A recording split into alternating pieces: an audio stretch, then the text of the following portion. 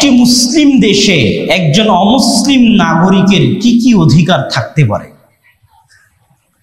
প্রথমত, ইসলামী রাষ্ট্র, ইসলামী খেলাফা ব্যবস্থার মৌলিক তিনটা জিনিস আপনাদেরকে বলে যাই। যে ইসলামী রাষ্ট্র যদি কোনোদিন প্রতিষ্ঠিত হয় পূর্ণাঙ্গ, ইসলামী খেলাফা যদি কোনোদিন প্রতিষ্ঠিত হয় পূর্ণাঙ্গ, সেটার মৌলিক তিনটা জিনিস আপনারা মনে রাখবেন। যে একটা ইসলামী রাষ্ট্র প্রতিষ্ঠা হলে, ইসলামী খেলাফা প্রতিষ্ঠা হলে, এই তিনটে জিনিস ওই ইসলামী খেলাফা, ইসলামী রাষ্ট্রের মৌলিক অংশ। এক, ইসলামী খেলাফা হয় কল্যাণমূলক রাষ্ট্র, কল্যাণমূলক শাসন ব্যবস্থা। ইসলামী খেলাফার মূল উদ্দেশ্য কল্যাণমূলক, চ্যারিটি ফাউন্ডেশন যেরকম, এরকম কল্যাণমূলক শাসন ব্যবস্থা। সেটার কাজ কি? মানুষের মৌলিক 5টা জিনিসের 100% নিরাপত্তা দিতে পারা, মৌলিক 5টা চাহিদার 100% নিরাপত্তা দিতে পারা একটা ইসলামী রাষ্ট্রের প্রথম এবং সবচেয়ে জরুরি কর্তব্য। 5টা মৌলিক চাহিদা সবারই মুখস্থ আছে। অন্ন, খাবার। ওমর রাদিয়াল্লাহু তাআলা আনহু বলেছেন, আমার এই বিশাল সীমানায় একটা কুকুরও যদি না খেয়ে মারা যায়, তার জবাব আমাকে কিয়ামতের মাঠে দিতে হবে। মানে ইসলামী রাষ্ট্রের প্রথম থিওরি, প্রথম জরুরি দায়িত্ব হচ্ছে মানুষের 5টা মৌলিক চাহিদার 100% গ্যারেন্টি নিশ্চিত করা। হিন্দু, বৌদ্ধ, ইহুদি, খ্রিস্টান তো বহু দূরের কথা, কুকুরও না খেয়ে মারা যেতে পারবে না। কথা মনে হয় বুঝাতে পারি? মানে একটা ইসলামী খেলাফা, ইসলামী রাষ্ট্র প্রতিষ্ঠা হলে একটা হিন্দু যদি না খেয়ে মারা যায়, তার জন্য জিম্মেদার থাকবে ইসলামী রাষ্ট্র, তার জন্য জিম্মেদার থাকবে ওই খলিফা। তাহলে একটা ইসলামী রাষ্ট্রের প্রথম শর্ত, প্রথম দায়িত্ব, প্রথম কর্তব্য হচ্ছে মানুষের মৌলিক 5টা জিনিস, 5টা অধিকার নিশ্চিত করা। 1, মানুষের খাবার। 2, মানুষের কাপড়, বস্ত্র। বস্ত্রহীন কোনো মানুষ যদি ইসলামী খেলাফায় পাওয়া যায় যার গায়ে কাপড় নাই, হিন্দু, বৌদ্ধ, ইহুদি, খ্রিস্টান, ডম, চামার, মেথর, তার জন্য জিম্মেদার থাকবে ইসলামী খেলাফা। মানুষের অন্ন, মানুষের বস্ত্র, মানুষের স্বাস্থ্য। চিকিৎসার অভাবে মারা যাচ্ছে এরকম একজন মানুষও যদি মারা যায়, চিকিৎসা, টাকার অভাবে চিকিৎসা করতে পারছেন এরকম একজন মানুষও যদি পাওয়া যায়, তাহলে তার জন্য জিম্মেদার থাকবে ইসলামী রাষ্ট্র। হয় খলিফাকে দায়িত্ব ছেড়ে বলতে হবে রাষ্ট্র চালাতে পারছি না, পদত্যাগ করে চলে গেলাম, আর না হয় মানুষের চিকিৎসা ব্যবস্থা নিশ্চিত করতেই হবে। ওই ইসলামী রাষ্ট্রের অধীনে একটা হিন্দু বিনা চিকিৎসায় মারা যেতে পারে না, একটা বৌদ্ধ বিনা চিকিৎসায় মারা যেতে পারে না, একটা খ্রিস্টান বিনা চিকিৎসায় মারা যেতে পারে না। ইসলামী রাষ্ট্রের মৌলিক দায়িত্ব, কর্তব্য হচ্ছে মানুষ তো বহু দূরের কথা, পশু প্রাণীরও 5টা অধিকার নিশ্চিত করা, পশু প্রাণীরও খাদ্য নিশ্চিত করা, পশু প্রাণীরও চিকিৎসা নিশ্চিত করা। আর হিন্দু, বৌদ্ধ, খ্রিস্টান তো বহু দূরের কথা, না চালাতে পারলে ব্যর্থ, ছেড়ে দিতে হবে, দায়িত্ব পালন করতে হবে না, দায়িত্ব ছেড়ে দিয়ে চলে যেতে হবে। কিন্তু দায়িত্ব নিয়ে যদি নিশ্চিত না করতে পারে, জবাব কিয়ামতের মাঠে দিতে হবে। এর নাম ইসলামী রাষ্ট্র। তাহলে একটা খাদ্যের নিরাপত্তা, জামা কাপড় পোশাকের নিরাপত্তা, স্বাস্থ্যের চিকিৎসার নিরাপত্তা, শিক্ষার নিরাপত্তা। টাকার অভাবে শিক্ষা গ্রহণ করতে পারছে না, অল্প বয়সী বাচ্চা হোটেলে কাজ করে খাচ্ছে, গার্মেন্টসে কাজ করে খাচ্ছে। ইসলামী রাষ্ট্রকে নিশ্চিত করতে হবে 100% শিক্ষা ব্যবস্থা, 100% শিক্ষা ব্যবস্থা, না হলে ব্যর্থ ইসলামী রাষ্ট্র। এটাই প্রথম শর্ত। ওই হিন্দুকেও শিক্ষিত করতে হবে, বৌদ্ধকেও শিক্ষিত করতে হবে, খ্রিস্টানকেও শিক্ষিত করতে হবে, 100% শিক্ষা নিশ্চিত করতে হবে। বাসস্থান, যদি কারো থাকার জায়গা না থাকে, তাহলে তার থাকার জায়গার ব্যবস্থা করে দিতে হবে ইসলামী রাষ্ট্রকে। না করতে পারলে দায়িত্ব ছেড়ে দিয়ে চলে যেতে হবে। এই প্রথম ইসলামী রাষ্ট্রের প্রথম দায়িত্ব, কর্তব্য হচ্ছে ধর্ম বর্ণ নির্বিশেষে মানুষের জন্য, পশু প্রাণীর জন্য এই মৌলিক 5টা অধিকার নিশ্চিত করা। 2, ইনসাফের শাসন কায়েম করা। ইনসাফ, আদল, ইনসাফ, প্রত্যেকের জন্য সমান। স্বয়ং খলিফাতুল মুসলিমিন আদালতে হাজিরা দিতে বাধ্য।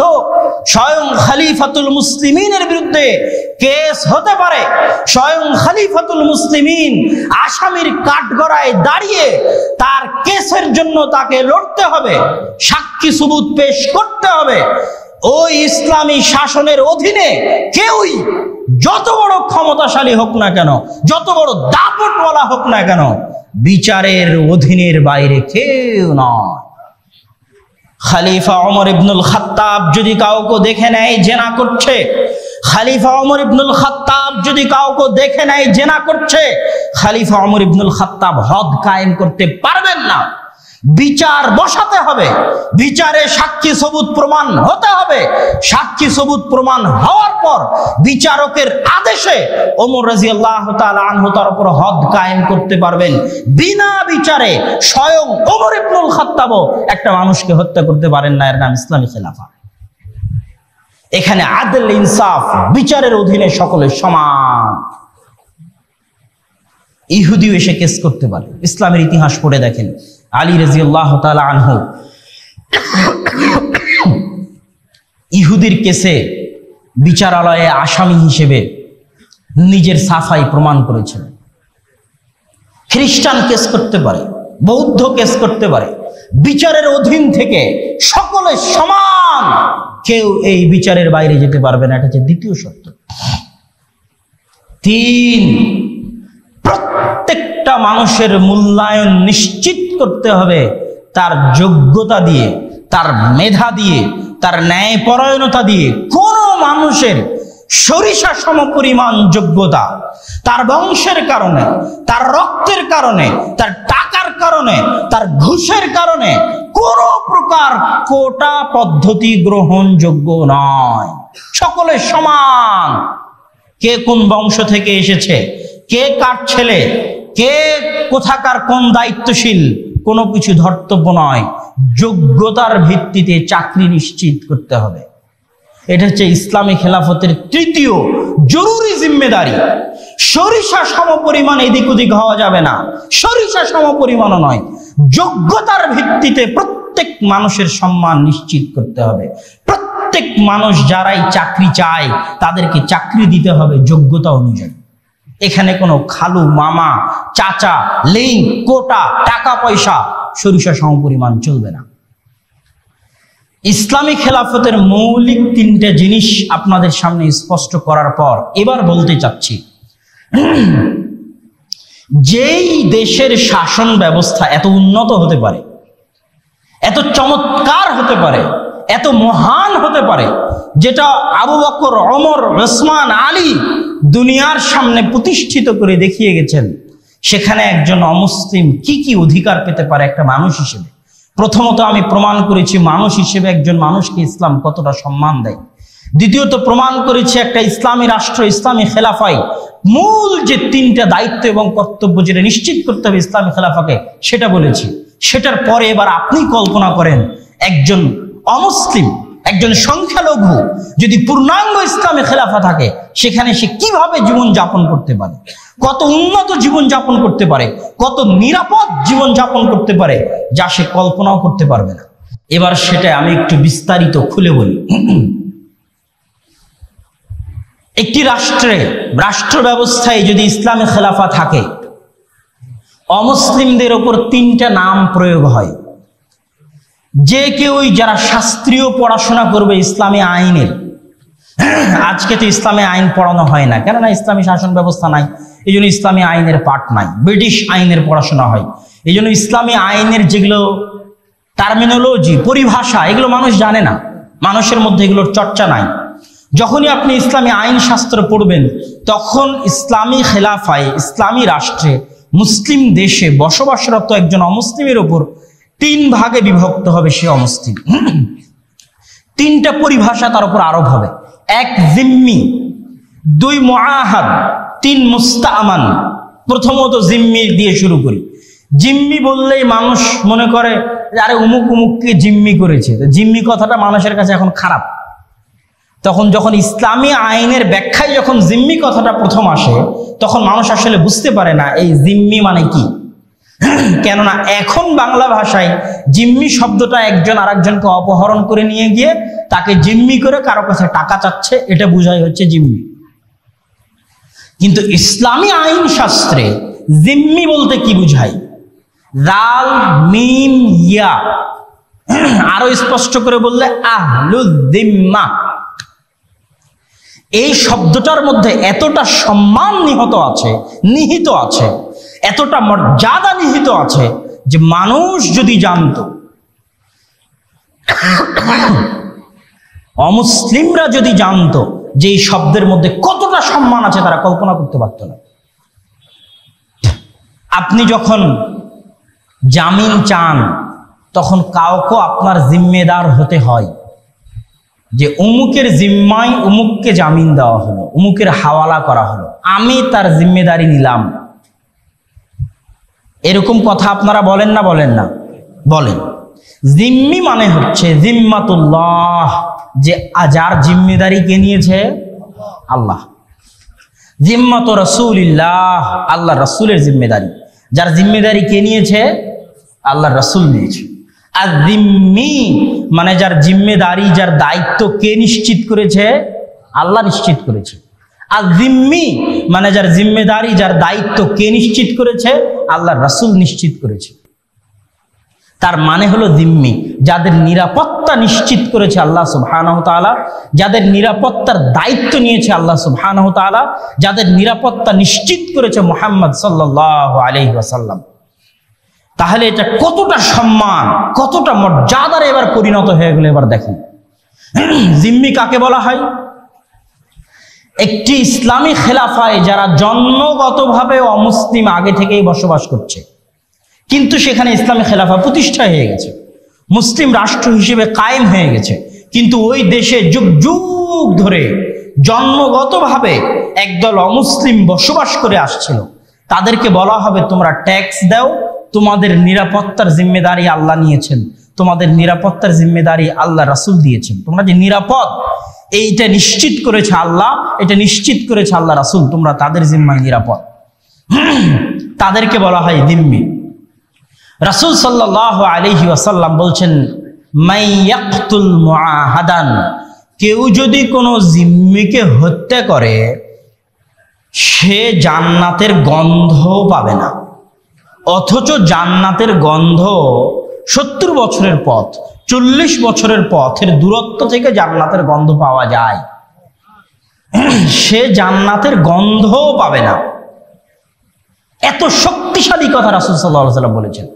আবু বকর রাদিয়াল্লাহু তাআলা আনহুর শাসন আমলে, মুহাম্মদ সাল্লাল্লাহু আলাইহি ওয়াসাল্লামের শাসন আমলে, ওমর রাদিয়াল্লাহু তাআলা আনহুর শাসন আমলে, আলী রাদিয়াল্লাহু তাআলা আনহুর শাসন আমলে এরকম অগণিত ঘটনা আছে যে মুসলমান জিম্মিকে হত্যা করে দিয়েছে, মুসলমান জিম্মিকে হত্যা করে দিয়েছে। ইসলামী আইনে ওই মুসলমানের উপর কিসাস বাস্তবায়ন করা হয়েছে, ওই মুসলমানকে হত্যা করা হয়েছে, কেননা তার নিরাপত্তা দিয়েছেন রাসূল সাল্লাল্লাহু আলাইহি ওয়াসাল্লাম। রাসূল সাল্লাল্লাহু আলাইহি ওয়াসাল্লামের এই নিরাপত্তার ভাষা আপনাদের সামনে আমি একটু নকল করি। রাসূল সাল্লাল্লাহু আলাইহি ওয়াসাল্লাম বলছেন, জিম্মাতুল মুসলিমিনা তাতাকাফাউ ওয়াহিদাতান, মুসলমানরা যে যার দায়িত্ব নিয়েছে তাদের সকলের দায়িত্ব নেওয়াটা সমান। ইয়াসআ বিহা আদনাহুম, তাদের প্রত্যেকের এই দায়িত্ব নেওয়াটা সমান। এই হাদিসের ব্যাখ্যা আমি করে দিচ্ছি। ফামান আখফারা মুসলিমান, কেউ যদি কোনো মুসলমানের দায়িত্বকে অপমানিত করে, তার উপর আল্লাহর অভিশাপ, তার উপর ফেরেশতাদের অভিশাপ, তার উপর সারা পৃথিবীর সকল মানুষের অভিশাপ, তার পক্ষ থেকে আল্লাহ কোনো নফল ইবাদত কবুল করবেন না, তার পক্ষ থেকে আল্লাহ কোনো ফরজ ইবাদত কবুল করবেন না। কত কঠিন কথা হয়ে গেল। এই হাদিসের ব্যাখ্যা এবার আপনাকে শোনাই। মক্কা বিজয়ের দিন উম্মে হানি রাসূল সাল্লাল্লাহু আলাইহি ওয়াসাল্লামকে বলছে, হে আল্লাহ রাসূল, আমি উমুক কাফেরকে আমার বাড়িতে আশ্রয় দিয়েছি, উমুক কাফেরকে আমার বাড়িতে আশ্রয় দিয়েছি। উম্মে হানি আল্লাহ রাসূলকে বলছে। তখন রাসূল সাল্লাল্লাহু আলাইহি ওয়াসাল্লাম বলছে, কদ আজারনা মান আজারতি ইয়া উম্মে হানি, তুমি যার দায়িত্ব নিয়েছো আমরা তার দায়িত্ব নিলাম, তুমি যার নিরাপত্তা নিশ্চিত করেছো আমরা তার নিরাপত্তা নিশ্চিত করলাম। এই নিরাপত্তা নিশ্চিত করায় প্রত্যেক মুসলমান সমান। কোন মুসলমান যদি বলে আমি অমুক হিন্দুর দায়িত্ব নিয়েছি, তাহলে সারা পৃথিবীর সব মুসলমানকে তার এই দায়িত্বের সম্মান জানাতে হবে। যদি সম্মান না জানায়, একজন মুসলমান একজন অমুসলিমের নিরাপত্তার জিম্মেদারি নেওয়ার পরেও যদি কোনো মুসলমান ওই মুসলমানের জিম্মেদারি নেওয়াকে সম্মান না জানায়, লানাতুল্লাহি, আল্লাহর অভিশাপ তার উপর, ফেরেশতাদের অভিশাপ তার উপর। তার পক্ষ থেকে আল্লাহ কোনো নফল ইবাদত কবুল করবেন না, তার পক্ষ থেকে আল্লাহ কোনো ফরজ ইবাদত কবুল করবেন না। অমুসলিমকে নিরাপত্তা দেওয়ার ক্ষেত্রে সব মুসলমান সমান। উম্মে হানি, তুমি যাকে নিরাপত্তা দিয়েছো আজার না, তোমার এই নিরাপত্তার মর্যাদা আমরা রক্ষা করব, আমরাও তাকে নিরাপত্তা দিলাম। সম্মানিত উপস্থিতি, রাসূল সাল্লাল্লাহু আলাইহি ওয়াসাল্লাম জিম্মিদের কথা বলতে গিয়ে বলেছেন, মান আযা জিম্মিয়ান, যার জিম্মেদারি মুহাম্মদ সাল্লাল্লাহু আলাইহি ওয়াসাল্লাম নিয়েছে, এইরকম কোন জিম্মিকে যদি কেউ কষ্ট দেয়, ফাআনা মুহাম্মদ খাসামুহু, ওই জিম্মির পক্ষ থেকে আমি মুহাম্মদ লড়াই করব। আর আমি মুহাম্মদ যার বিরুদ্ধে লড়াই করব, খাসামতুহু ইয়াউমাল কিয়ামাহ, আমি মুহাম্মদ কিয়ামতের মাঠেও তার বিরুদ্ধে লড়াই করব। অতএব আমি মুহাম্মদ যার নিরাপত্তা দিয়েছি, তোমরা তার নিরাপত্তা দাও, তোমরা তাদেরকে কষ্ট দিও না। রাসূল সাল্লাল্লাহু আলাইহি ওয়াসাল্লামের এই নিরাপত্তার ভাষা পরবর্তীতে আবু বকর রাদিয়াল্লাহু তাআলা আনহুরও ছিল, ওমর রাদিয়াল্লাহু তাআলা আনহুরও ছিল।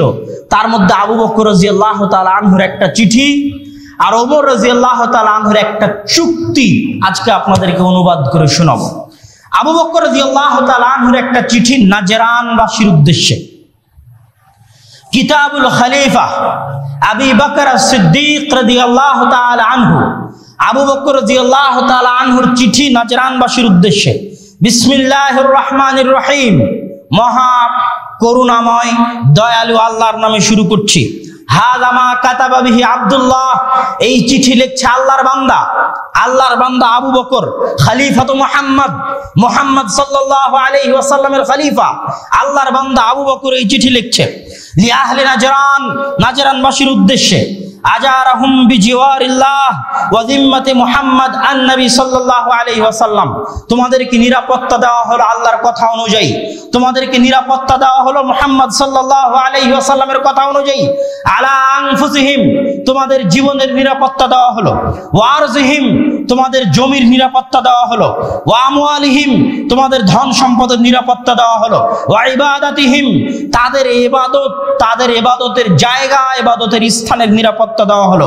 ওয়া রুহবানিহিম, তাদের পাদ্রী, তাদের পণ্ডিত, তাদের ঠাকুরদের নিরাপত্তা দেওয়া হলো।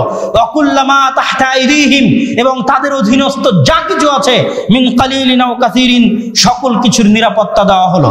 ওমর রাদিয়াল্লাহু তাআলা আনহু মৃত্যুর সময় ওসিয়ত করেছিলেন, ওয়াউসিহি, পরবর্তী খলিফার উদ্দেশ্যে, আমি পরবর্তী খলিফাকে ওসিয়ত করে যাচ্ছি। বিজিম্মাতিল্লাহ ওয়া জিম্মাতি রাসূলিহি, যাদেরকে আল্লাহ নিরাপত্তা দিয়েছে, যাদেরকে আল্লাহ রাসূল নিরাপত্তা দিয়েছে, তাদের বিষয়ে ওসিয়ত করে যাচ্ছি। আইয়ুফা লাহুম বিআহদিহিম, তাদের সাথে করা চুক্তি যেন রক্ষা করা হয়। ওয়া ইউখাতালা মিন ওয়ারাইহিম, আর যারা এই চুক্তির বাইরে, তাদের বিরুদ্ধে যেন যুদ্ধ করা হয়, তাদের সাথে যেন যুদ্ধ না করা হয়। ওমর রাদিয়াল্লাহু তাআলা আনহু যখন বাইতুল মাকদিস বিজয় করেন, বাইতুল মুকাদ্দাস বিজয় করেন, চমৎকার এবং ঐতিহাসিক ঘটনা। আমর ইবনুল আস রাদিয়াল্লাহু তাআলা আনহু, আরো বহু সাহাবী, ঐতিহাসিকগণ বলেছেন 4000 সাহাবী ওই দিন যুদ্ধের ময়দানে উপস্থিত ছিলেন। 4000 সাহাবী বাইতুল মুকাদ্দাস, তার সাথে আরো বিশাল সেনাবাহিনী বাইতুল মুকাদ্দাসকে ঘিরে রেখেছেন। বাইতুল মুকাদ্দাসের প্রধান পাদ্রী বলছে, খলিফাতুল মুসলিমিন যদি আসে, তাহলে খলিফাতুল মুসলিমিনের হাতে এই চাবি হস্তান্তর করা হবে। খলিফাতুল মুসলিমিনকে চিঠি লেখা হলো, খলিফাতুল মুসলিমিন, আপনি আসলে বাইতুল মুকাদ্দাসের চাবি আপনার হাতে তারা হস্তান্তর করবে। খলিফাতুল মুসলিমিন একজন সফর সঙ্গী নিয়ে যাত্রা শুরু করলেন। খলিফাতুল মুসলিমিন যখন নিকটে পৌঁছে গেছেন বাইতুল মুকাদ্দাসের, তখন যারা সাহাবী ছিল, যারা দায়িত্বশীল ছিল, যারা সেনাপতি ছিল, তারা তাদের মধ্যে কানাকানি গুঞ্জন শুরু হয়ে গেল যে মুসলমানদের নেতা এত নিম্ন পোশাকে, এত দুর্বল অবস্থায়, এত ধুলোমলিন অবস্থায় আজকে উপস্থিত হয়েছে, মানুষ আমাদেরকে কি মনে করবে? খ্রিস্টানেরা আমাদেরকে কি মনে করবে? তারা আমাদেরকে দুর্বল মনে করবে। আমাদের নেতা যদি এরকম হয়, তারা আমাদের বিষয়ে কি ধারণা রাখতে পারে? কানে কানে গিয়ে ওমর রাদিয়াল্লাহু তাআলা আনহুর কানে এগুলো বলা হচ্ছে। ওমর রাদিয়াল্লাহু তাআলা আনহু বললেন, শোনো, আমরা সেই জাতি যারা পৃথিবীতে সবচেয়ে অপমানিত ছিলাম। শোনো, আমরা সেই জাতি যাদের সরিষা সমপরিমাণ সম্মান ছিল না।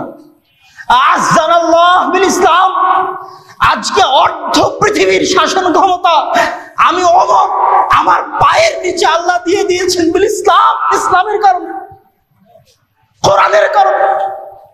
আজকে আমার যে সম্মান, আমার যে মর্যাদা, এটা এই পোশাক নির্ধারণ করতে পারে না। ইসলাম এবং কোরআন আমার সম্মান দিয়েছে, তোমাদের সম্মান দিয়েছে। অতএব এই পোশাক, এই আশাক, দুনিয়াবি চাকচিক্য, বাহ্যিক আচার আচরণ, এগুলো দেখে তোমরা মূল্যায়ন করিও না। আজকে আমি ওমর, আমার মতো অপমানিত মানুষকে, আমার মতো মূল্যহীন মানুষকে আল্লাহ সম্মান দিয়েছেন ইসলামের কারণে, কোরআনের কারণে। খলিফাতুল মুসলিমিনের বেশভূষা, আচার আচরণ দেখে তাদের পাদ্রী বলল, হ্যাঁ, ইনি সেই ব্যক্তি যার কথা আমাদের বাইবেলে লেখা আছে, যিনি বাইতুল মুকাদ্দাস বিজয় করবেন, ইনি সেই ব্যক্তি।